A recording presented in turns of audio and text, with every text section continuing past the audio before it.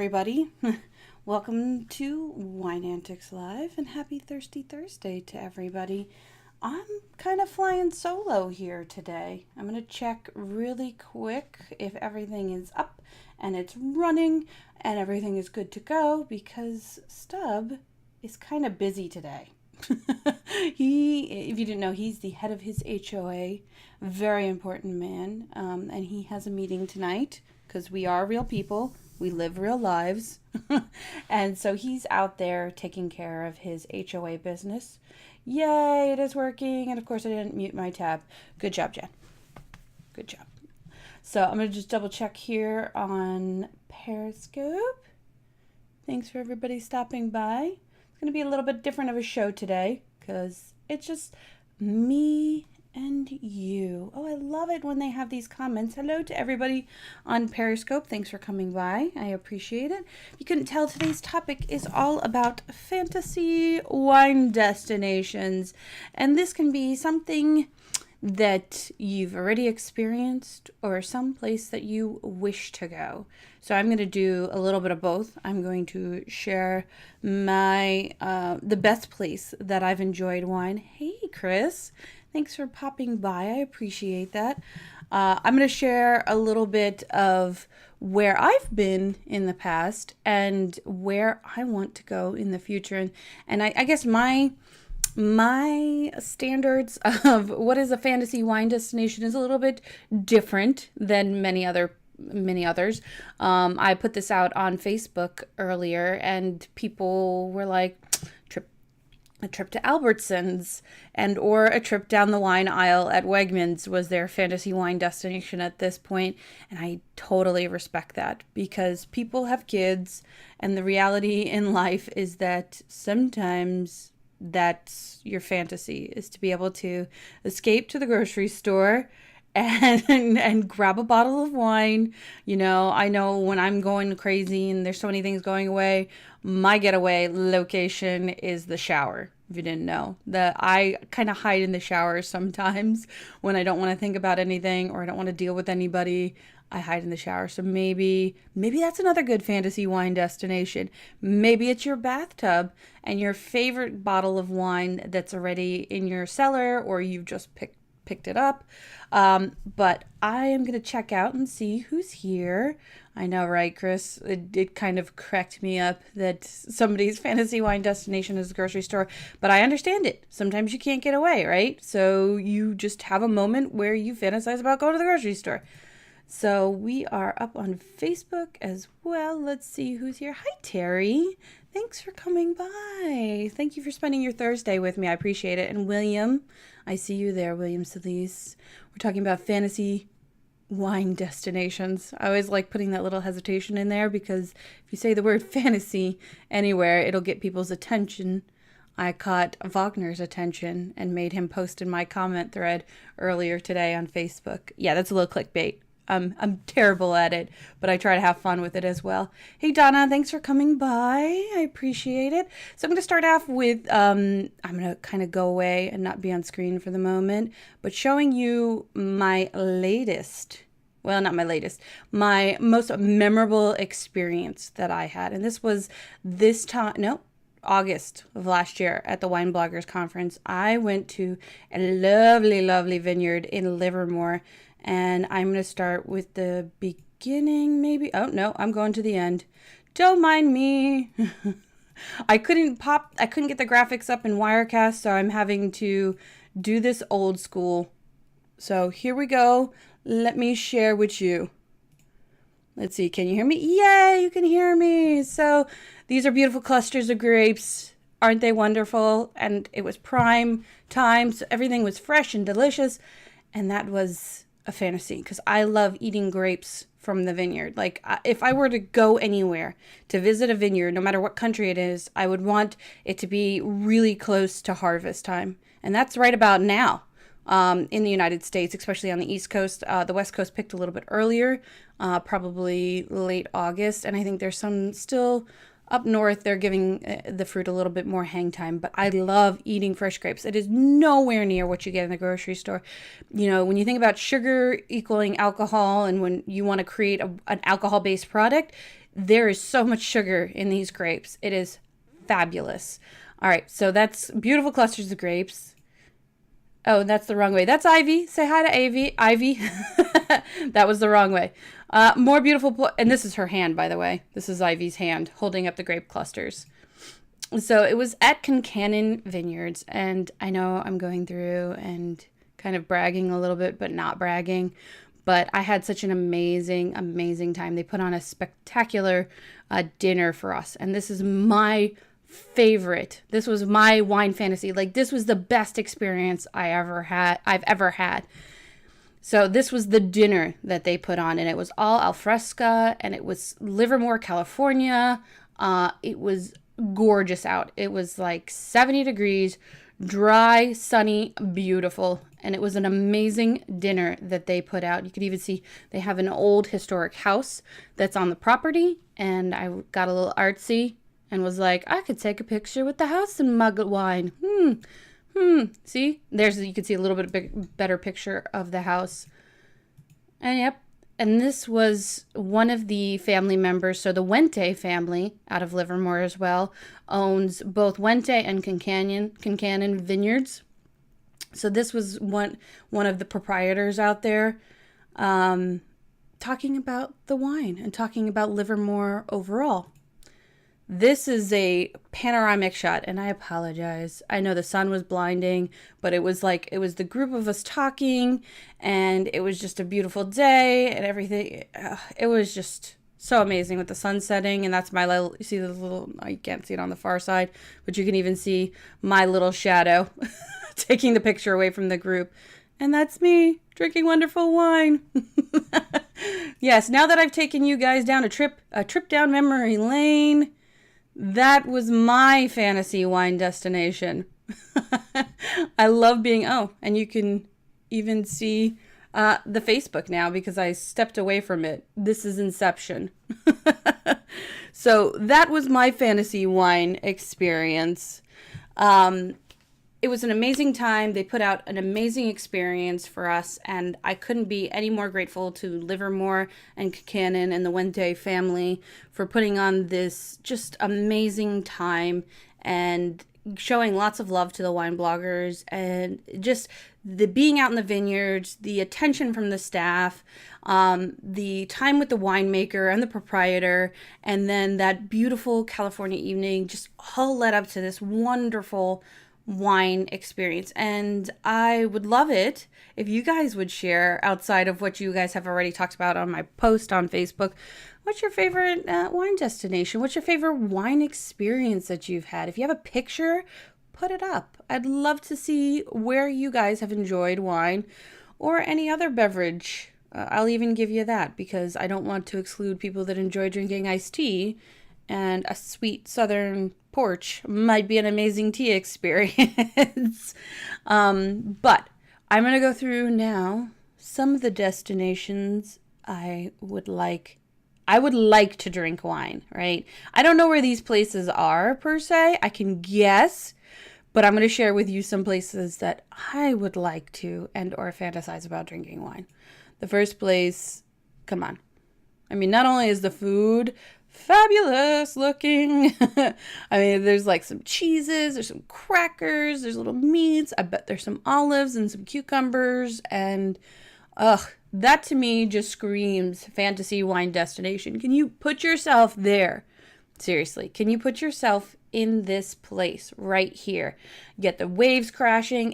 It could be California, honestly. There's some beautiful destinations in California where it's not too far from a vineyard, and you could go out to the coast and just enjoy your day. Mike says, I would like to drink wine on Mars. I don't have a picture for that, Mike, but that would probably be red, and it would probably be red and very hot there. You would probably need a very acidic, crisp white wine. There you go. I paired a wine with your Mars destination. Amalfi Coast. No other place or wine like it. I am butcher with names, Donna, but I thank you for sharing where your where you've enjoyed drinking wine. I'm going to check over on Periscope and see what people have said. Right on it says, I love Moscato on the weekends with a good book. That is a destination and a trip all in of itself. I appreciate you sharing that with me. I think that we could get lost in our own imaginations, instead of maybe not being able to be there, but to be able to put the fantasy in your space and enjoy drinking wine, and being in a book is an amazing option for a fantasy wine destination. Thanks so much. So I love the idea of being by the ocean. I love the idea of kind of eating decadently. I'm not going to lie. I mean, I'm not a skinny girl. I like eating decadently. and being able to sit and slow down, enjoy the atmosphere where you are, and drink some very good wine. Now, the next place that I'm going to show off is one that anybody could imagine. Like, you could see this right here. Nice, crisp glass of white wine on the patio, no matter what your look is, right? No matter what you're looking at, you could put yourself here as well. I could even see somebody's knee right there. Like, there is somebody there, in fact. But I love the idea of trying local wines and getting out when you're doing new wine destinations or fantasizing about traveling to a new wine destination, is enjoying the view and tasting local as well. So I imagine, because I don't know where these pictures are taken from, honestly, I imagine that this would be somewhere beautiful, maybe a coastline of Italy, right? Maybe even, where would a good place be like this? Croatia, maybe some coastline of Croatia or Eastern Europe. I know they're kind of mountainous and hilly. Any guesses on where this destination might be? I should probably know what they are, but I enjoy looking through pictures, no matter where they are, and seeing certain elements and imagining myself there. And that's kind of where I am with this. Let me check out what you guys say. No guesses? Maybe Italy? Maybe Italy. I could imagine that might be Italy as well, yeah. So I could to me, being out and trying local drinks, trying local atmospheres and foods, and getting out and really enjoying the outdoor space, because usually when you're going on a vacation, right, you're picking the type of weather you want to be in. I want to be in this type of weather. I want to be able to sit out in a patio and drink a glass of wine when I go on vacation. I went to southern France, so I went to Nice, and I grabbed a very inexpensive bottle of wine. Local wines available at a grocery store or a convenience store. They're great options when you're visiting a wine destination outside of the United States, right? Because even the very cheap stuff could be pretty good if you're in the right wine destination. And I sat right along the Mediterranean and sat outside my porch, wrote some postcards. It was so quintessential. Like, I've never had a more quintessential moment in my life. Wrote some postcards. I felt very eat, pray, love. And just enjoyed a glass of wine as the sun was setting. And I can imagine this is quite a bit. I feel like I'm talking right up your lane, Donna, with the descriptors and the travel and wine destinations. I'm sure you've been to some amazing places as well. So the next one you may not think of as a great wine destination. Chris says, usually our good wines are their table wines. It's very true. So anything you would get at a restaurant and you ask for the table white or the table red in France or in Italy, those are great wines. Now, if you go to the Olive Garden and you ask for a table white or a table red or a house white or a house red, you're not getting the best product. But in Europe, you're getting a pretty decent bottle of wine that's locally sourced, and you won't be disappointed. I've never been disappointed. So the next one I'm going to talk about is, guess where this is? I can guess 2 places where this is based on the architecture a little bit, and I'm going to say Germany. I'm going to say along the Rhone, Germany. I would love, or maybe even France and Alsace, right? I would love to take a cruise, a Viking river cruise. And I saw Chef Dennis, who some of us know, took a Viking river cruise with his wife. I was totally jelly, totally jelly. And see these wineries, see these vines that are growing up very, very steep hills because of trying to keep the temperature regulated, because it's not warm there, and they're using the terrain to their advantage to help keep temperature regulation and keep these vines in a state where they're going to be happiest. And happy vines produce good wine. I just made a rhyme. Remember that for later. Somebody write that down so I can social media that. But I'm serious. Happy vines and starved vines, actually, as well, make good wine. Starved vines mean that they're putting all of their nutrients to the grapes instead of keeping it in the roots or keeping it to the vines. They're pushing all their nutrients to the grapes so that there's more sugar, sweeter juice, sweeter grapes, better wine. So I would love to take a fantasy wine destination tour of either Alsace or Germany down the Rhone River and really get to taste some very amazing, Alsace whites, some Rieslings, some Gewürztraminers. Oh, that would be lovely. I'm getting myself all excited about possibly traveling in 2018 because that's one of my goals. Maybe this was selfish. Maybe this was totally selfish for me because I'm dreaming about the next international trip I would like to take. So this, I imagine, is Germany, and traveling there. It's nice to be able to imagine yourself at almost any time of the year to visit here. It's not going to always be as green and lush as this in the wintertime, of course, but Germany is an amazing place to visit many times of the year. So the next location, it's because I'm a little bit of an architect and or castle buff as well.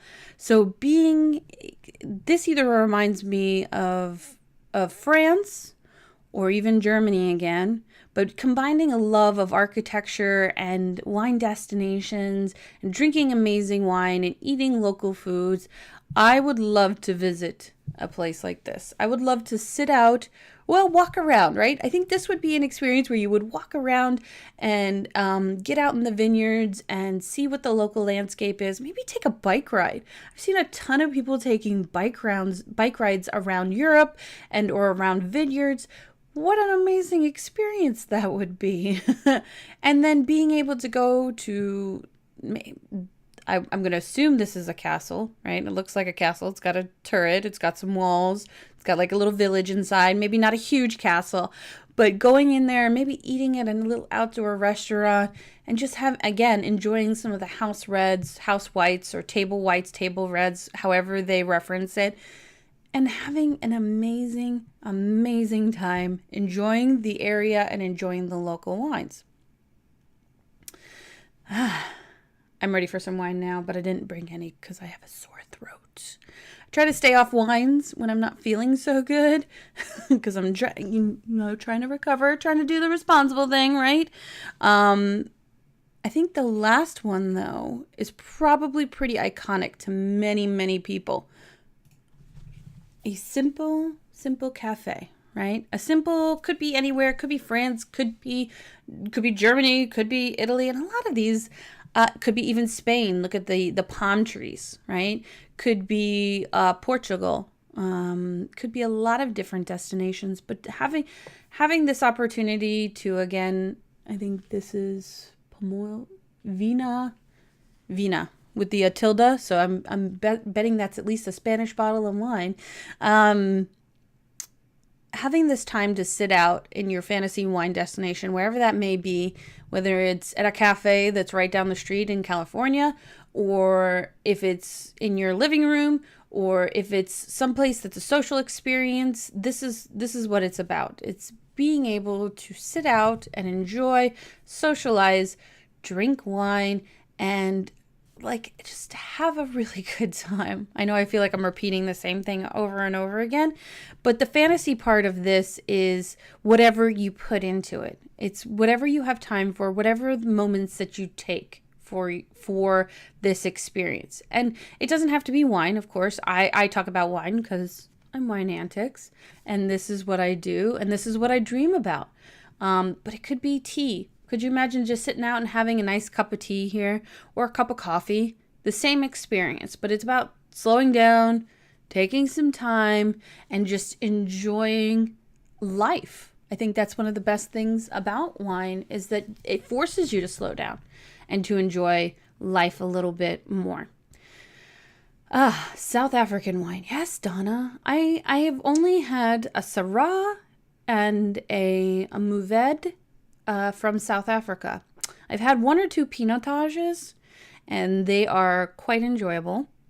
But I think total I've had maybe 4 South African wines, and that's due to a couple friends of mine from Red Wolf Imports out of DC, and they primarily distribute South African wines. So I thank them. Big shout out to you guys for introducing me and letting me experience a ton of South African wines. And I thank you guys for being here. I really appreciate you hanging around and chatting with me about fantasy wine destinations. I've had a good time sharing my thoughts. Over on Periscope, Right On says, I always imagine sipping under a willow tree somewhere. That's a funny comment. Actually, there's a winery in Virginia here that has a pear tree that they either grow pears or put pears, fresh pears from the tree into their bottles of wine. And somehow they're getting the fruit to grow within the bottle. Maybe that's what they're doing. Maybe they're hanging from, trying to remember, maybe they're hanging bottles from the pears and letting the pears grow inside of there, right? And then they're putting that in as part of the wine. It's Fabioli Cellars is doing that.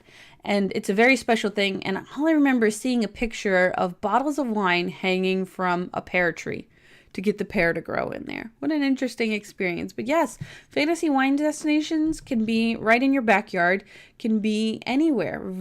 Yes, really. Now I have my first wine destination. Oh, you're so welcome. Please go out and enjoy. They're in Loudoun County, Virginia. So if you're nearby, they are, again, Fabioli Cellars. The owner is Doug Fabioli. Really great guy. And they do some amazing fruit wines as well as dessert wines, and then some local and French-American hybrids. So I want to thank you guys again for being here. I'm going to sign off for the night. I will pop in the after party link on Facebook if you would like to come and chat with me. Otherwise, I hope you guys have an amazing day, and I hope you've enjoyed sharing my wine experiences and my fantasy wine destinations. Cheers, guys.